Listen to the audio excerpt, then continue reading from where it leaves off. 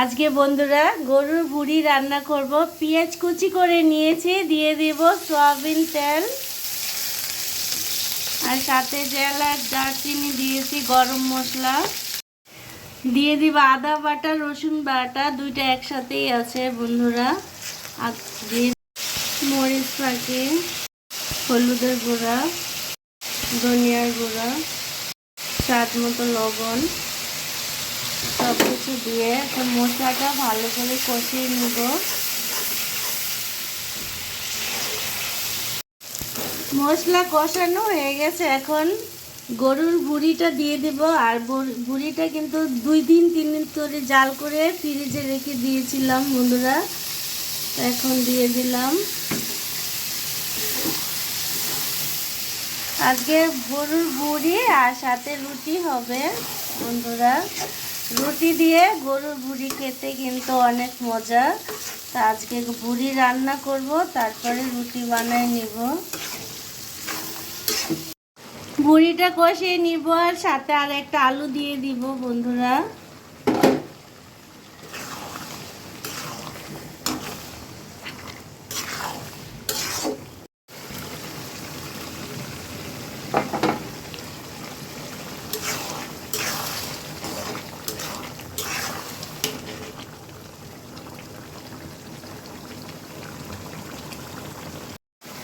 দিয়ে দিব কয়েকটা কাঁচামরিচ। আমি কিন্তু কষেই নিচ্ছি, ভুড়ির থেকে অনেকটা পানি উঠেছে বন্ধুরা।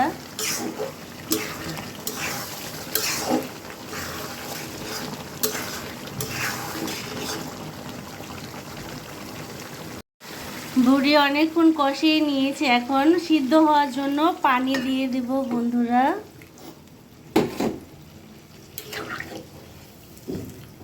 বন্ধুরা গরুর বটে কিন্তু ঝোলটা অনেকটা শুকিয়ে গেছে, আমি কিন্তু এক কড়াই ঝোল দিয়ে পানি দিয়েছিলাম। এখন অল্প পরিমাণ জিরা ফাঁকি দিয়ে দিলাম, তারপরে নাড়াচাড়া দিয়ে, যেহেতু গরুর বট রুটি দিয়ে খাবো আমরা, তো ঝোল আরও শুকিয়ে ফেলবো একবারে।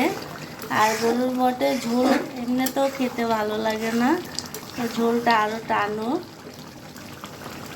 তো বন্ধুরা দেখুন গরুর ভুড়ি রান্নাটা একেবারে কমপ্লিট হয়ে গেছে, ঝোল একেবারে শুকিয়ে ফেলাইছি আমি। তো ভিডিও ভালো লাগলে লাইক কমেন্ট অবশ্যই দিবা, সাবস্ক্রাইব করে দিবা।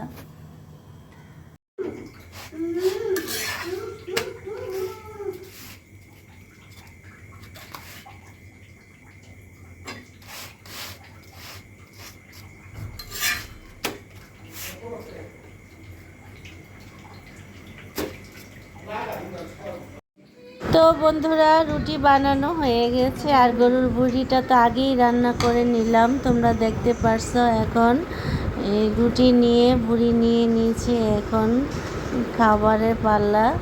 গরুর ভুড়িটা রুটিটা খেতে অনেক মজা হয়েছে বন্ধুরা, খেতে কিন্তু দারুণ লাগছে।